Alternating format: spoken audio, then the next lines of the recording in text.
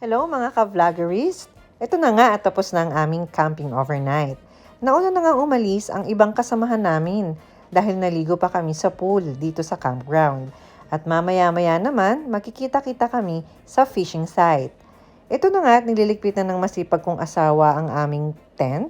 Sinadya namin na paarawan yan dahil mahamog at medyo nabasa ang ating tent kaninang umaga. Para maiwasang bumaho ang tent at magkaroon ng molds, kailangan na siguraduhin nating tuyo ito bago natin iligpit. Napunta na kami sa fishing spot. Naligo muna kami.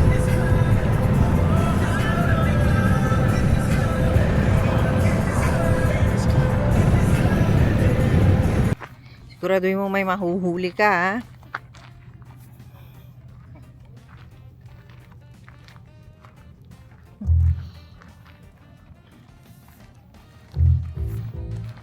Ready na tayo mangitim, guys.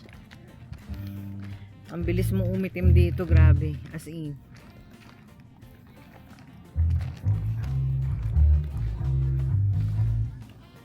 May festival pa yata dito.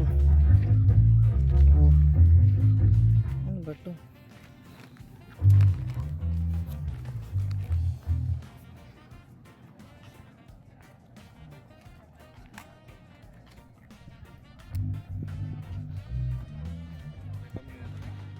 Danny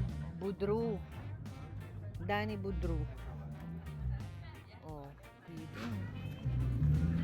Maganda ngayon, naka-set up. Oo nga, ang ganda, no?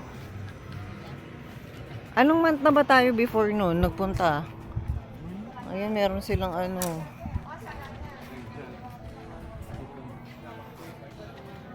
May festival yata ngayon talaga.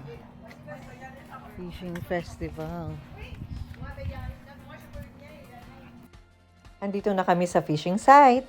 Katanghalian at low tide ngayon. Siguradong mahihirapan kami makahuli ng isda nito. Dahil last year, usually dumadami ang isda kapag papalubog na ang araw. Mga bandang alas 5 o alas 6 ng gabi, kami nakakahuli ng marami noong nakaraang taon. Siyempre, hindi naman kami maaaring magtagal dito dahil 3 hours away pa ang bahay namin. Ito muna, ang init eh. Ayan na po yung mga magaganda natin. Oy, talaga may bucket pa. Talagang kala mo may mahuhuli.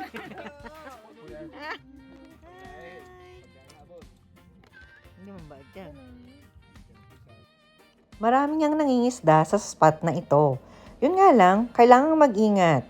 Dahil kapag naitulak ka dyan, siguradong maliligo ka sa dagat nang wala sa oras. Ang lalim pa naman yan at iba't ibang klase ng isda ang nariyan. Gaya ng Atlantic mackerel, rainbow trout, brook trout, striped bass, at minsan ay salmon. Meron ding mga lobster sa kabilang bahagi ng spot na ito. Pero dito sa Canada, hindi ka pwedeng manghuli ng lobsters dahil iba ang license nito. Kung ayaw mo magbayad ng fines, sumunod ka talaga sa policies nila, no? Kailangan mo ring mag-ingat kapag ibinabato mo ang fishing rod sa dagat at baka mga mata na ng katabi mo ang makawil mo. Kahit mga bata nga dito, ang gagaling manghuli ng isda. Ito lang naman din kasi ang kadalasang ginagawa tuwing summer season. Kami, sobrang dami nang nahuli namin. Mga labing